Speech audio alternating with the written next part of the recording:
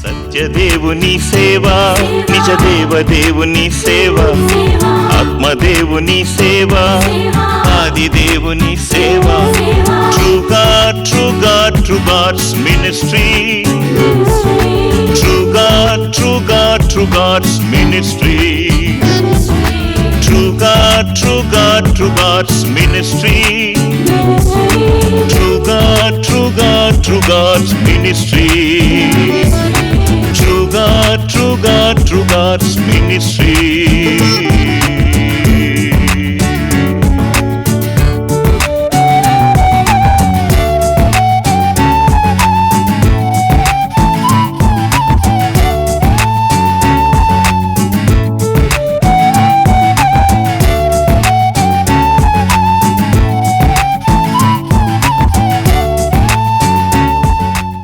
రెండంచుల ఖడ్గం అను మా టీవీ కార్యక్రమాన్ని వీక్షిస్తున్న మీ అందరికీ క్రీస్తు పేరిట శుభాభివందనాలు. ట్రూ గాడ్ మినిస్ట్రీస్ వ్యవస్థాపకులు, ఆత్మల విజేత రెవరెండ్ డాక్టర్ వినాయకరావు గారు దైవ సందేశం అందిస్తారు.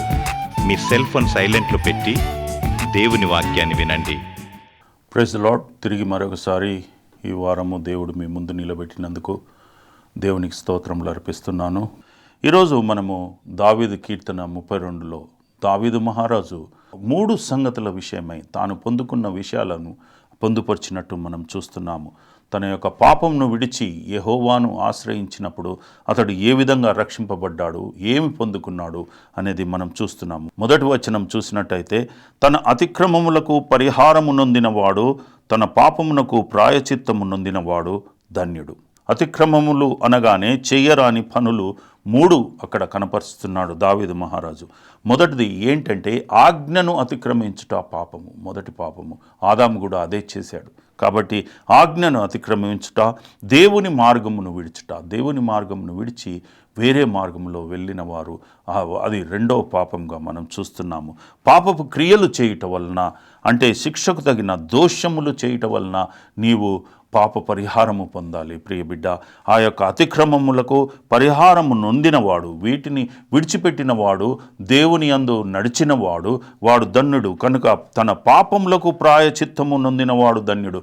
నీవు ప్రాయచిత్తపడాలి. ఈ 3 విషయాల్లో ప్రతి మానవుడు చేస్తున్న పాపాలు కాబట్టి వీటి విషయమే ప్రాయచిత్తపడాలని దావీదు మహారాజు చెప్తున్నాడు. నిర్గమకాండము 34వ అధ్యాయము 7వ వచనంలో చూసినట్టయితే, ఆయన 1000 మందికి కృప చూపుచు దోషములను అపరాధములను పాపము క్షమించును గాని ఆయన ఏమాత్రము దోషులను నిర్దోషులుగా ఎంచక 3-4 తరాల వరకు తండ్రుల దోషము కుమారుల మీదికిని కుమారుల మీదికిని రప్పించునని ప్రకటించెను. ఆయన 1000 మంది.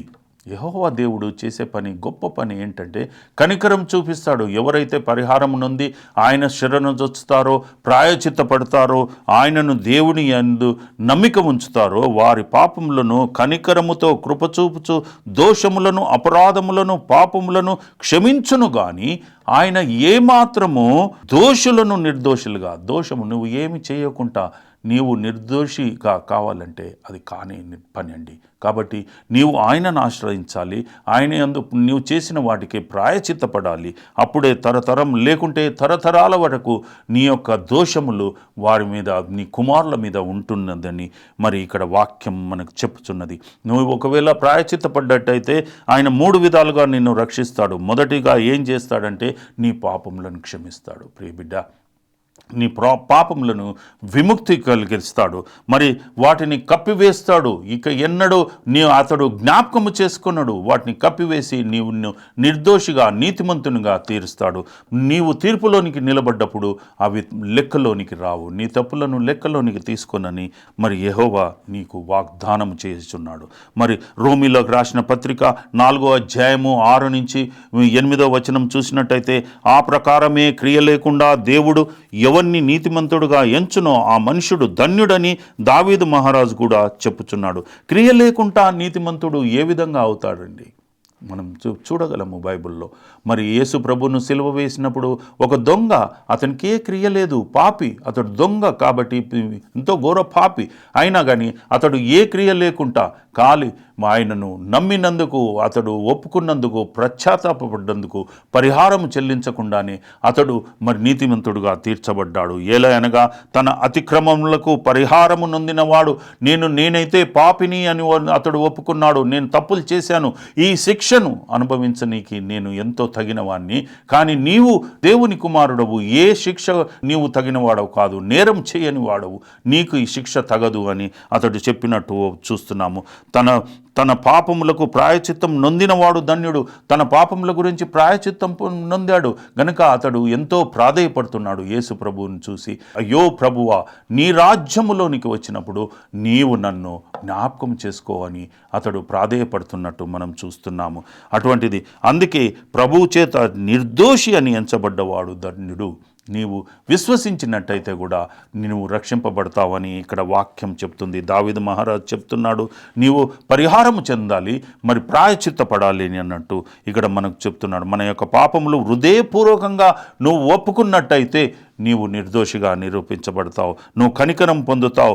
అందుకే తమకు తాము పాపం లేని వారిగా తలంచే వారి గురించి ఏమంటున్నాడో తెలుసా అండి? చాలామంది, ఎంతోమంది తన హృదయంలో అనుకుంటారు, నేను నీతిమంతుణ్ణి, నేను ఎంతో సత్యవంతుణ్ణి, నేను ఎంతో రిలీజియస్గా ఉంటున్నాను, దేవుణ్ణి తలంస్తున్నాను, ప్రార్థిస్తున్నాను, ఏ తప్పులు చేయము, అబద్ధ సాక్ష్యము పలకను అనుకుంటున్నారు. కానీ స్టిల్ నీ హృదయంలో పాపం ఉంది. ఎందుకంటే 1 యోహాను 1వ అధ్యాయము 8వ వచనంలో చూసినట్టయితే, మనము పాపము లేని వారమని చెప్పుకొని ఎడల మనలను మనమే మోసపుచ్చుకుందాము, మరి మనలో సత్యం ఉండదు. నీవు పాపం లేదని చెప్పుకున్న ఎడల ప్రియబిడ్డ, నిన్ను నీవే మోసపరుచుకుంటున్నావు. మనము పుట్టుకతోనే పాపిమి కాబట్టి, ఆదాము సంతతి నుంచి పుట్టిన వారందరూ పాపులే కాబట్టి నీవు పాపివి, కాబట్టి నీవు ఒప్పుకోవలసిందే. అందుకే నీకు ఆ మహిమను పొందుకోలేకపోతున్నావు. నువ్వు ఎంత శుభ్రంగా ఉన్నా, ఎంత నీతి నిజాయితీతో ఉన్నా కానీ హృదయంలో ఎక్కడనో పాపం ఉంటుంది. అందుకే ఇర్మియాలో ఏమంటున్నాడో తెలుసా? అది ఘోరమైన వ్యాధి గలది, హృదయం అన్నిటికంటే మోసకరమైనది, ఘోరమైన వ్యాధి గలది, దాన్ని గ్రహింపగలవాడు ఎవడు? నీవు నేను గ్రహించలేము మన హృదయాన్ని. కాబట్టి దేవుడొక్కడే అంతరంగ హృదయంలో ఉన్న గూఢార్థాన్ని అతడొక్కడే గ్రహిస్తాడు. నీ రహస్యాన్ని అతడొక్కడే మరి గ్రహించగలడు. కాబట్టి నీ హృదయం నిన్ను మోసపరుస్తుందా? ఒకవేళ నువ్వు అనుకుంటున్నావేమో నువ్వు పాపం చేయలేదని, కానీ స్టిల్ నువ్వు పాపివే, నేను పాపినే అని గ్రహించాలి. అతడు దేవుని చేత నిర్దోషి అని ఎంచబడతాడు. ఎప్పుడైతే నువ్వు దేవుని శరణు చూస్తావో, ఆయన విమోచకుడు అని ఆయన దరి చేస్తావో, నీవు పాపం విషయమై పరిహారము నొందుతావో, ప్రాయశ్చిత్తపడతావో, నిర్దోషి అని ఆయన ఎంచబడతాడు, తన పాపముల నుంచి విడిపింపబడతాడు. కాబట్టి ఇక్కడ చూసినట్టయితే సామెతల గ్రంథము 28వ అధ్యాయము 13వ వచనంలో చూసినట్టయితే, అతిక్రమములను దాచిపెట్టువాడు వర్ధిల్లడు. అతిక్రమములను, నా ట్రెస్పాసెస్ను, ఆజ్ఞలను అతిక్రమించుటనే పాపము. నువ్వు ఆజ్ఞలకు లోబడకుండా వాటిని అతిక్రమించినట్టయితే, నువ్వు వాటిని దాచిపెట్టినట్టయితే నువ్వు వర్ధిల్లవు. నువ్వు ఏదో ఒక దగ్గర నువ్వు ఆజ్ఞను అతిక్రమిస్తుంటావు. కాబట్టి జాగ్రత్తగా ఉండడము చాలా ముఖ్యము. వాటిని ఒప్పుకొని విడిచిపెట్టిన వాడు కనికరం పొందును. వాటిని గ్రహించి నువ్వు ఒప్పుకోవాలి, ఆజ్ఞను అతిక్రమిస్తున్నానని. అప్పుడే నువ్వు వర్ధిల్లుతావు. ప్రియబిడ్డ, పాపమును కప్పిపుచ్చుట నీకు మోక్షము దొరకవు, నశించేవాడిగా ఉంటావు. నీవు మోక్షంలో ఉండాలి అని అంటే ఆజ్ఞను అతిక్రమించకూడదు. లేకుంటే అతిక్రమించినట్టయితే నీవు తప్పకుండా ఒప్పుకోవాలి. ప్రియబిడ్డ, బైబిల్లో ఒక వ్యక్తిని చూస్తున్నాము, గేహాజీ ఆజ్ఞను అతిక్రమించాడు. ఆయన త్వరగా పరిగెత్తుకొని పోయి ఆ యొక్క సైన్యాధిపతి నుంచి ఆ ధనమును సంపాదించుకున్నాడు. ఎప్పుడైతే తన యొక్క యజమాని అడిగినప్పుడు అతడు ఈ డిడ్ నాట్ కన్ఫెస్, తప్పును ఒప్పుకోలేదు. కాబట్టి ఆయన తరతరముల వరకు ఆయన శపింపబడ్డాడు. మరి అందుకే అంటున్నాడు, నువ్వు దోషములను ఒప్పుకున్నట్టయితే నీవు క్షమింపబడతావు. లేకుంటే తండ్రుల యొక్క దోషము కుమారుల మీదకి వస్తుందని మనము ఇంతకు ముందే నేర్చుకున్నాము. కాబట్టి మీకా 7వ అధ్యాయము 19వ వచనంలో చూసినట్టయితే, ఆయన మరలా మన యందు జాలిపడును. నీవు పాపములు చేసినట్టయితే తిరిగి నువ్వు అతనితో ఒప్పుకోవాలి. తిరిగి నువ్వు you have to renew your salvation.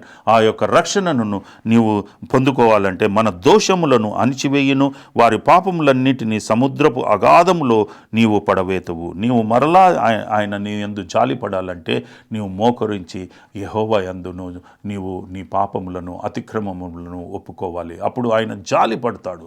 నీ యొక్క తప్పులను అగాధ జలములలో నేను వాటిని పడవేస్తాను అని అంటున్నాడు. ప్రియ బిడ్డ, నీవు ఆ విధంగా ఉండాలి. ఆ విధంగా ఉన్నట్టయితే నీవు దావీదు మహారాజు తన యొక్క తప్పులను ఒప్పుకొని ఈ యొక్క కీర్తన రాసినట్టు మనం చూస్తున్నాము. కాబట్టి ఆ యొక్క అబద్ధ సాక్ష్యము పలకకూడదు. ఇక్కడ ఆ యొక్క గేహాజీ చేసిన తప్పే అది. కాబట్టి నీవు ఒకవేళ విమోచింపబడాలంటే నీ యొక్క తప్పులను దేవుని ముందు ఒప్పుకోవాలి. రెండవదిగా మనం ఇక్కడ చూసినట్టయితే దౌ ఆర్ట్ మై హైడింగ్ ప్లేస్. ఈ యొక్క దావీదు మహారాజు తన యొక్క ఒప్పుకున్న తర్వాత అతనికి ఎంతో శత్రుత్వము తన మామ నుంచి, తన పిల్లల నుంచి, తన యొక్క సబార్డినేట్స్ నుంచి, వారు పనిచేసేవారు సైన్యాధిపతుల నుంచి అతనికి ఎన్నో బాధలు వచ్చాయి. అప్పుడు అతడు దాగుచోటును వెతుక్కున్నాడు. దాగుచోటు ఏమని అంటున్నాడంటే 32వ కీర్తనలు 7వ వచనంలో చూసినట్టయితే నా దాగుచోటు, ప్రతి మానవునికి ఒక దాగుచోటు కావాలి. ఎప్పుడైనా దావీదు మహారాజు యెహోవా గురించి ఆయన మాట్లాడినప్పుడు you are my hiding place, నా సొంత, నా దేవుడు, స్వార్థముతో అతడు ఎవరితో దేవుని విషయమై ఎన్నడూ ఎవరితో పంచుకోవాలని అనుకోలేదు. కానీ ప్రకటించాడు, సాక్ష్యము చెప్పాడు. కానీ యెహోవాను పంచుకోనికి అతడు ఎన్నడూ ముందుకు రాలేదు. కాబట్టి అందుకే is telling thou art my hiding place. He did not said a hiding place, ఒక హైడింగ్ ప్లేస్ అనలేదండి. నా దాగు ఒక చోటు ఉన్నది అని అనలేదు. You are mine. ఆయన ఫైనల్ డిసిషన్ ఏంటంటే యెహోవా నాకు ఆశ్రయ దుర్గము అన్నట్టు ఇక్కడ ఒప్పుకుంటున్నాడు.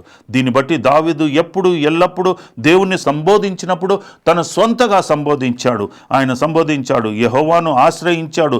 తన పాపముల విషయమే ఆశ్రయించినప్పుడు అతడు తాను ఆయనకు ఆశ్రయించినప్పుడు తన పాప విముక్తి కల్పించాడు యెహోవా దేవుడు. అదే కాకుండా నీతి అనే వస్త్రమును ధరింపజేశాడు. ప్రతి అపాయములో నుంచి కాపాడాడు. నీవు కూడా ఆ విధంగా కాపాడవాలి అనుకున్నట్టయితే నీవు యెహోవాను ఆశ్రయించాలి. నీ దాగుచోటు యెహోవా అయి ఉండాలి. ఆయన నిన్ను తన యొక్క సురక్షితమైన హస్తములచే నిన్ను కాపాడుతాడు. ప్రియ బిడ్డ, ఈ అపాయంలో నుంచి కాపాడాడు. ఈ యొక్క కీర్తన ద్వారా దావీదు మహారాజు మనతో మాట్లాడుతున్నాడు. ప్రతి అపాయంలో నుంచి మనం ఆయనను ఆశ్రయించినట్టయితే నిన్ను కాపాడుతాడని దావీదు మహారాజు చెప్తున్నాడు. కీర్తనలు 57 మొదటి వచనంలో చూసినట్టయితే నిన్ను కరుణింపుమని నువ్వు ఆయన దగ్గరికి వెళ్ళాలి. నీ దయతో నన్ను కాపాడుమని నువ్వు ప్రాధేయపడాలి. ఆయనను ఆశ్రయించాలి. నీ పాపముల గురించి పరిహారము నొందాలి. ప్రాయచిత్తపడి నన్ను కరుణింపుమో దేవా అని అన్నాడు. అప్పుడు ఈ ఆపదలు తొలగిపోవు వరకు నీ రెక్కల నీడను శరణుజొచ్చి ఉన్నాను. ఆయన రెక్కల నీడల్లో మనం శరణుజొచ్చి ఉండాలి. ఆపదలు నిన్ను ఆవరించినప్పుడు ప్రియ బిడ్డ, నువ్వు భయపడకూడదు, జంకకూడదు. నీకొక రక్షణ ఇక్కడ ఉంది, నీకొక దాగుచోటు ఇక్కడ ఉంది. దావీదు మహారాజు అదే చేశాడు. ఎప్పుడైతే ఆయనను తరుముతున్నారో, తన కుమారులు తరుముతున్నారో, తన శత్రువులు తరుముతున్నారో, ఆయన యెహోవా యందు దాగి ఉన్నట్టు మనం చూస్తున్నాము. ఆయన్నే నిన్ను కాపాడువాడు. అతి శక్తిమంతుడైన దేవుడి సంరక్షణలో ఉన్నవాడు. ఆయనకు అపాయమేముంటుంది? దేవుడు నీ పక్షంలో ఉండగా నువ్వు ఏ అపాయమునకు భయపడుతున్నావు? ప్రియ బిడ్డ, ఆ దావీదు మహారాజు ఏ అపాయానికి భయపడనట్టు మనం చూస్తున్నాము. ఇక్కడ ఇజ్రాయేళ్ల దేవుడు కునుకడు, నిద్రపోడు. కాబట్టి ఆయన ఎన్నడూ నిద్రపోయే దేవుడు కాడు. కాబట్టి నిన్ను ఎల్లప్పుడూ రక్షించే దేవుడుగా ఉన్నాడు. అది నువ్వు కలిగి ఉన్నావు. అది ఎంతో గొప్ప లాభము. నువ్వు అది గ్రహించి నువ్వు ఆయనను ఆశ్రయించాలి. ప్రియ బిడ్డ, ఇక్కడ చూసినట్టయితే ఎల్లప్పుడూ తోడుగా ఉంటాడు. ఎల్లప్పుడూ నీ గురించి ప్రార్థిస్తుంటాడు. యోహాను సువార్త 17వ అధ్యాయము 11వ వచనంలో చూసినట్టయితే నావన్నీయు నీవన్నీయు నావి, వారి యందు నేను మహిమపరచబడి ఉన్నాను. యేసు ప్రభు తన తండ్రితో ప్రార్థిస్తున్నాడు. తాను తన తండ్రికి ప్రార్థిస్తూ ఈ విధంగా అంటున్నాడు, నావన్నీయు ఇచ్చినవన్నీ నీవై ఉన్నవి, మరి నీవియు నావై ఉన్నాయి. నేను మహిమపరచబడుతున్నాను. వీటి వలన నేను మహిమపరచబడుతున్నాను. నేను ఇకను ఈ లోకములో ఉండను కానీ వీరు ఈ లోకంలో ఉంటున్నారు. ఎవరు? ఆయనను వెంబడించిన వారు. నువ్వు ఒకవేళ యేసు ప్రభువును వెంబడించినట్టయితే నీ గురించి ప్రార్థిస్తున్నాడు. యేసు ప్రభు ఈ లోకంలో నుంచి నుంచి విడిచి వెళ్ళకముందు ఆయన ప్రార్థిస్తున్నాడు. ఏమని? నేను నీ యొద్ద వచ్చుచున్నాను, పరిశుద్ధమైన తండ్రి, మనము ఏకమై ఉన్నలాగున వారును ఏకమై ఉండునట్లు నీవు అనుగ్రహించిన నీ నామమందు వారిని కాపాడుము. నీ గురించి, నీ కాపుదల గురించి ఆయన ఎంతో ఆలోచిస్తున్నట్టు చూస్తున్నాము. తండ్రిని ప్రాధేయపడుతున్నట్టు చూస్తున్నాము. ప్రియ బిడ్డ, నిన్ను ఒంటరిగా వదలడు ఎన్నడు.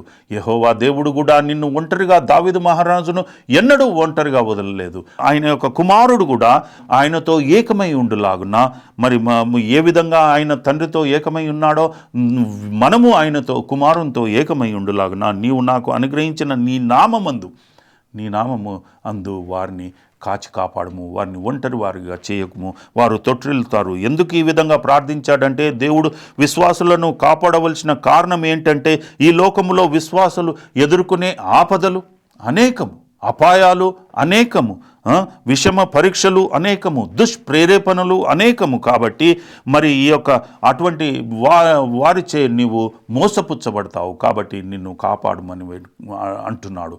ఈ లోకములో ఉన్నదంతా సత్యానికి వ్యతిరేకంగా ఉంటుంది, నమ్మకమునకు వ్యతిరేకంగా ఉంటుంది, దేవుణ్ణి ప్రేమించడానికి వ్యతిరేకంగా ఉంటుంది. కానీ వీటన్నిటికీ ఈ లోకము మరి ఈ విధంగా నిన్ను విశ్వాసికి విరోధిగా ఉంటుంది. కాబట్టి వీటి నుంచి కాపాడు ఈ యొక్క విశ్వాసులను అని అంటున్నాడు. మరి ఇక్కడ చూసినట్టయితే 1 యోహాను 5వ అధ్యాయము 9వ వచనంలో దేవుని సాక్ష్యం, మనుషుని యొక్క సాక్ష్యము అప్పుడప్పుడు చాలా మోసకరంగా ఉంటుందండి. పైసలు ఇచ్చి కూడా మనం సాక్ష్యము చెప్పిస్తాము, ఏదో ప్రేమించి మనము అబద్ధ సాక్ష్యం చెప్తాము, మన సొంత వారి గురించి సాక్ష్యం చెప్తాము. కానీ దేవుని యొక్క సాక్ష్యము బలమైనది. దేవుడిచ్చే సాక్ష్యము చాలా బలమైనది. ఇదిగో నా ప్రియ బిడ్డ అంటున్నాడు. అందుకే ఆయన ఇచ్చే సాక్ష్యం ఏంటో తెలుసా? తన కుమారుని యందు కనపరిచాడు. ఏంటది? కుమారుడు విషయమైన ఇచ్చిన సాక్ష్యం ఏంటంటే, తండ్రి చేయమన్న కార్యములే చేశాడు. కుమారునికి ఎన్నో ఇష్టాలు ఉండండి, కానీ ఆయన ఇష్టం నెరవేర్చుకోలేదు. తండ్రి యొక్క ఇష్టాన్ని నెరవేర్చడానికి ఈ లోకంలో వచ్చినట్టు మనం చూస్తున్నాము. కాబట్టి ఆ యొక్క ఇష్టాన్ని నెరవేర్చాడు. ఆయన చెప్పిన మాటలే చెప్పాడు, ఆయన చేయమన్న క్రియలే చేశాడు. ఆయన చేసే విధంగా మరి ఆ తండ్రికి ఎంతో విధంగా లోబడ్డాడు. అందుకే ఆయన యొక్క సాక్ష్యము చాలా గొప్పమైనది. ఆయన తన యొక్క సాక్ష్యము తన కుమారుని గూర్చి ఇచ్చినదే. నేను కుమారుని పంపాను నిన్ను రక్షించనీకి, కుమారుని ఒక కాపరిగా మీ అందు ఉంచాను అని ఈరోజు వాక్యము ద్వారా మనకు చెప్పబడుతుంది. పరిశుద్ధులు ఈ లోకంలో ఉండుట కష్టమైన పని, లోకమంతయు చీకటి మురికితో నిండిన ప్రదేశం. కాబట్టి విశ్వాసులు అపరిశుద్ధం కావడము చాలా తేలికండి. కాబట్టి పూర్తిగా రక్షించేవాడు అవసరము ప్రతి ఒక్కరికి. పూర్తిగా రక్షించేవాడు ఎవరు మనకి ఇక్కడ కనపరుస్తున్నాడు. యూదా పత్రిక 24వ వచనంలో చూసినట్టయితే, తొట్టిల్లకుండా మిమ్మల్ని కాపాడుటకు, మనల్ని తొట్టిల్లకుండా కాపాడుటకు ఒక రక్షకుడు వచ్చాడు. అదే ఆయన యొక్క సాక్ష్యము, అదే కుమారుని గూర్చిన సాక్ష్యము. ఆయన మనల్ని తొట్టిల్లకుండా కాపాడడానికి అతడు ఈ లోకానికి వచ్చినట్టు చూస్తున్నాము. తన మహిమ ఎదుట ఆనందముతో మిమ్ములను నిర్దోషులుగా నిలబెట్టుటకు, ఆనందముతో మహిమ ఎదుట, ఆయన మహిమ ఏంటండి? ఆయన సిలువ వేయబడుట, మహిమపరచబడుట.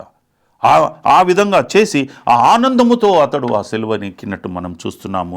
మిమ్ములను నిర్దోషులుగా నిలబెట్టుటకు, నన్ను ఒక క్లీన్ పర్సన్గా, ఒక శుభ్ర పరిశుద్ధునిగా చేయటానికి నిలబెట్టుటకు శక్తిగల మన రక్షకుడైన అద్వితీయ దేవునికి, మన ప్రభు అయిన యేసుక్రీస్తు ద్వారా, అద్వితీయ దేవుడు, మనకొకటే ఒక దేవుడు ఉన్నాడు, ఆ దేవునికి ఒకే ఒక కుమారుడు ఉన్నాడు, ఆయన్నే మన రక్షకుడు. ఆయనకిచ్చిన పవర్స్ ఏంటో తెలుసా అండి? ఆయన మహిమతో కూడినవాడు, మహిమయు మహత్యము, మెజిస్ట్రీ, ఆధిపత్యము, డొమినియన్. ఆయన ఎల్లప్పుడూ పరిపాలించేవాడు, అధికారము గలవాడు. ఆయనకిచ్చిన ఆ పవర్స్ని బట్టి యుగములు పూర్వము ముందు కూడా అదే విధంగా ఉండే, ఇప్పుడు కూడా సర్వయుగములకు ఆ యొక్క పవర్స్ ఇచ్చి ఆయన మనల్ని కాపాడుతాడు. ఇలాంటి రక్షకుడు మనకున్నాడు. కాబట్టి ఈ రక్షకుడు ఇచ్చబడు. దేవునిపై పూర్తిగా నమ్మకం ఉంచితేనే కానీ విశ్వాస పాపంలో పడకుండా ఉంటాడు. కాబట్టి నమ్మకము దావీదు మహారాజు ఇక్కడ ఉంచాడు. 37వ కీర్తన 23-24 వచనంలో చూసినట్టయితే, దావీదు మహారాజు ఎప్పుడైతే యెహోవాచే స్థిరపడ్డాడో ఆయన యొక్క ప్రవర్తన మారిపోయిందండి. కాబట్టి నీ యొక్క ప్రవర్తన మారాలంటే యెహోవాచే నువ్వు నడిపించబడాలి, యెహోవాను ఆశ్రయించాలి, యెహోవా నీ యొక్క విమోచకుడు అయి ఉండాలి. యెహోవా అతని చేతి పట్టుకొని ఉన్నాడు గనుక అతడు నేలను పడినను లేవలేక ఉండడు. యెహోవా ఆయన యొక్క చేయి పట్టుకున్నాడు. దావీదు మహారాజు యొక్క చేయి పట్టుకున్నాడు. దాని తర్వాత ఎప్పుడైతే దావీదు నా దాగు చోటు నీవే అని ఆయన చేయి పట్టుకున్నాడో మరి దావీదు ఇక దాని తర్వాత పడిపోలేదండి. ఎల్లప్పుడూ అతడు నిలబడ్డాడు. ఒకవేళ పడిపోయినా కానీ, ఒకవేళ ఏదన్నా ఆలోచనలు ఆ విధంగా వచ్చినా కానీ యెహోవా ఆయన చేయి పట్టుకున్నాడు కాబట్టి అతన్ని లేవనెత్తేవాడిగా ఉన్నాడు. కనుక నీ యొక్క చేయి పట్టుకోవాలంటే నువ్వు యెహోవాను నీ యొక్క దాగుచోటుగా, నీ కేడముగా, నీ దుర్గముగా, నీ ఆశ్రయముగా, నీ కోటగా నీవు ఆయన యందు ఉండాలి ప్రియ బిడ్డ. అప్పుడే నువ్వు పడిపోకుండా ఉంటావు. నిన్ను కాచి కాపాడుతాడు. నీ శత్రువుల నుంచి నిన్ను రక్షిస్తాడు. మరి మూడవదిగా గాడ్ ఈజ్ అవర్ గైడ్. ఈ యొక్క లోకములో ప్రతి సెయింట్, ప్రతి ఒక్క పరిశుద్ధుడు యెహోవాను ఆశ్రయించిన వాడు ఆయన దాచి నిన్ను నడిపించేవాడిగా ఉన్నాడు. ఎందుకంటే ఈ యొక్క లోకము ఒక యాత్రికునికి కాయువాడు అవసరము, మార్గము చూపెట్టేవాడు. యాత్రికుడు ఇక్కడ ఏది సమకూర్చుకోడండి. కాబట్టి యూ షుడ్ బి ఏ పిల్గ్రిమిస్ట్. కాబట్టి ఇక్కడ 32వ కీర్తన 8వ వచనంలో చూసినట్టయితే దావీదు మహారాజు ఎప్పుడైతే ఆయన యందు దాగి ఉన్నాడో, ఆయన నుంచి ఉపదేశములను చూస్తున్నాడో, నన్ను నడిపించుము దేవా, నన్ను కరుణించుము దేవా అన్నప్పుడు ఆయన అతనితో 8వ వచనంలో మాట్లాడుతున్నాడు. నీకు ఉపదేశము చేసేదను నేను, I will instruct you how to live in this world. నీవు ఈ లోకములో ఏ విధంగా జీవించాలో ప్రతి ఒక్కరికి అదే విధంగా నేర్పిస్తానంటున్నాడు. నీ యొక్క నడవవలసిన మార్గము నీకు బోధించదను. నీకు ఉపదేశమే కాదు, నీవు ఎటు నడవాలి, ఏ విధంగా నడవాలి. అందుకే యేసు ప్రభు అంటున్నాడు, నా యొక్క తండ్రి నన్ను నడవమన్న మార్గంలో నేను నడిచాను అంటున్నాడు. నీ మీద దృష్టి ఉంచాను, నీకు ఆలోచన చెప్పేదను. నువ్వు తొట్టిల్లకుంటా నీ మీద దృష్టి ఉంచుతాడు ప్రియ బిడ్డ. ఆయన కనుచూపును ఎల్లప్పుడూ నిన్ను కాపాడుతుంది.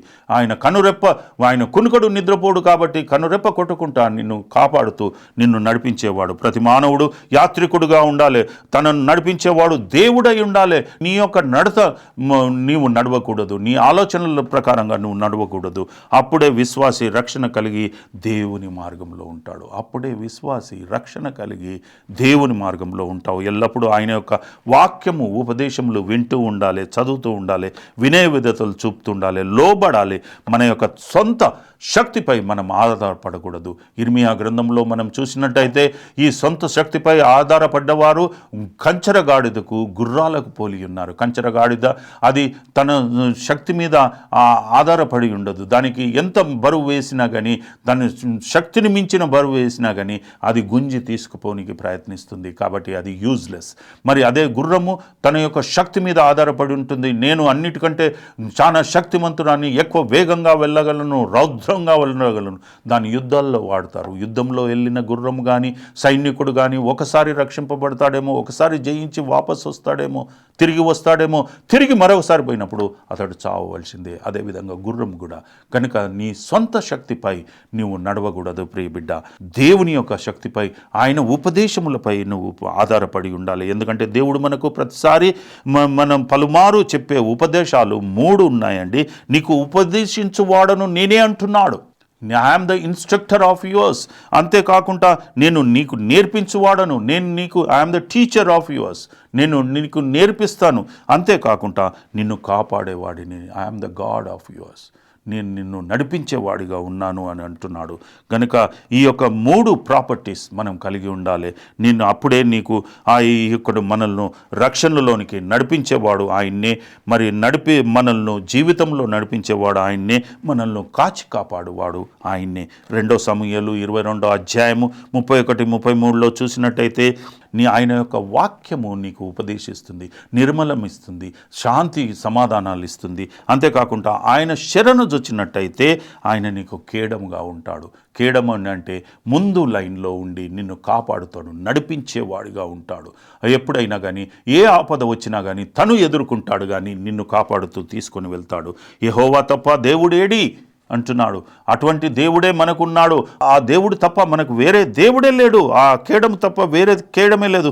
మన దేవుడు తప్ప ఆశ్రయ దుర్గమేది. నిన్ను ఆశ్రయించువాడు, నిన్ను కాపాడేవాడు, ప్రతి ఎండ వాన, ఎటువంటి భయంకర స్థితుల్లో కూడా, అనారోగ్య స్థితిలో, ఆపదల్లో, దరిద్రంలో కాపాడేవాడు ఆశ్రయ దుర్గం అతనే. దేవుడు నాకు బలమైన కోటగా ఉన్నాడు. ఈ యొక్క తిరుగుబాటు చేయువారు ఎన్నడూ తొట్టిల్లరు. దీన్ని ఒప్పుకొని వారు ఎప్పుడు వారు తొట్టిల్లుతారు, కాబట్టి వారు పడిపోతారు. కాబట్టి నీవు జాగ్రత్తగా ఉండాలి. హోషేయ గ్రంథము 14వ అధ్యాయము మరి 9వ వచనంలో చూసినట్టయితే, జ్ఞానులు ఈ సంగతులు వివేచించుదురు, జ్ఞానులు చదివిన వారు, అర్థం చేసుకున్న వారు ప్రకటిస్తారు, బుద్ధిమంతులు వాటిని గ్రహిస్తారు. బుద్ధిమంతులు ఎవరైతే ఉంటారో, నీవు బుద్ధిమంతుడు అయితే దీన్ని గ్రహిస్తావు. ఏలయనగా యెహోవా మార్గము చక్కటిది, నీతిమంతులు దాన్ని అనుసరించి నడుచుకొందురు, కానీ తిరుగుబాటు చేయువారు దారికి అది అడ్డము గనుక వారు తొట్టిల్లుతారు. అందు నిమిత్తమై నువ్వు భూమి మీద ఉన్నా కానీ, భూమి క్రింద ఉన్నా కానీ, పరలోకంలో ఉన్నా కానీ నీకు నీ ఎడల ఒక వాగ్దానం ఉన్నది ప్రియ బిడ్డ. నువ్వు ఏంటా వాగ్దానము? కీర్తనలు 16వ అధ్యాయము 9-11లో, అందువలన నా హృదయము సంతోషించుచున్నది, నా శరీరం కూడా సురక్షితంగా ఉన్నది. ఇది భూమిపై ఉన్నప్పుడు నీవు పొందుకునే వాగ్దానము. అందువలన నీవు భూమి మీద ఉన్నప్పుడు నీ హృదయం సంతోషంగా ఉంటుంది, నీ శరీరం కూడా సురక్షితంగా ఉంటుంది. అంతేకాకుండా, ఎందుకనగా నీవు నా ఆత్మను పాతాళంలో విడిచిపెట్టవు, నీ పరిశుద్ధుణ్ణి కుళ్ళుపట్ట నీవు. ఇది భూమి కింద నీవు చనిపోయిన తర్వాత నీ యొక్క పాతాళ లోకంలో నీ యొక్క ఆత్మను పాతాళములో విడిచిపెట్టడు దేవుడు, దాన్ని తిరిగి తీసుకొని వెళ్తాడు. నీ సన్నిధి సంపూర్ణ సత్యము కలదు, నీ కుడి చేతిలో నిత్యము సుఖము కలదు. ఇది పరలోకంలో నీవు ఉన్నా కానీ సేఫ్టీనెస్ ఉంది. ఈ వాగ్దానము 3 విధాలుగా ఉంది, మనం చూస్తున్నాము. పరలోకంలో నీ సన్నిధి సంపూర్ణ సంతోషము, అక్కడ నువ్వు దేవునితో ఉన్నప్పుడు నీకు పరలోకంలో సంపూర్ణ సంతోషం ఉంటుంది. ఆయన కుడి చేతిలో నిత్యము సుఖము, ఆయన కుడి చేతి తట్టు నువ్వు ఉంటావు ప్రియ బిడ్డ.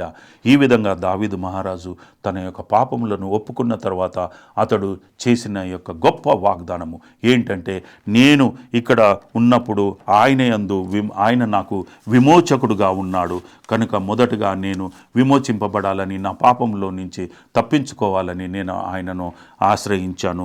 ఆయన నా విమోచకుడని ఒప్పుకున్నాను, ప్రాయచిత్తపడ్డాను, పరిహారం నొందాను. రెండవదిగా, నేను విడిపింపబడ్డ తర్వాత నాకు శత్రుత్వం ఎక్కువైంది కాబట్టి నా దాగుచోటు యెహోవానే అని అన్నాడు. నువ్వు ఏ విధంగా, నువ్వు యాత్రికునిగా ఉన్నావా లేకుంటే పర్మనెంట్గా ఉన్నావా ప్రియ బిడ్డ? ఒకరోజు నువ్వు ఇక్కడి నుంచి వెళ్ళిపోవలసిందే. కాబట్టి తలంచు నువ్వు. This is not an permanent world.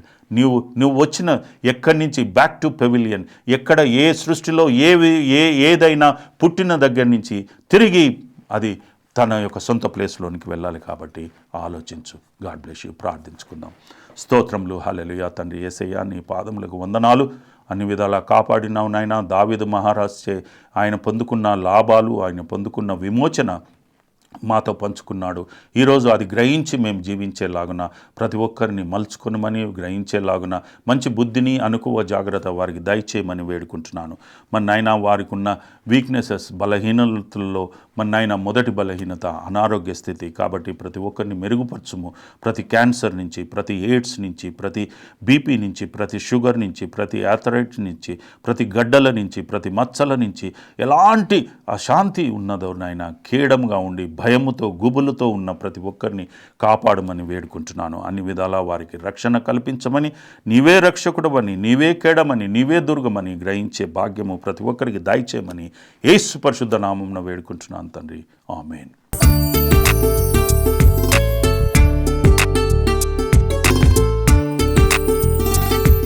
ప్రత్యేక ప్రార్థన కొరకు మమ్మను సంప్రదించవలసిన మా సెల్ నంబర్లు 8790743911 మరియు 9705519434. రెవరెండ్ డాక్టర్ వినాయకరావు గారితో మీరు మాట్లాడాలనుకుంటే ఈ నెంబర్లకు ఫోన్ చేయండి.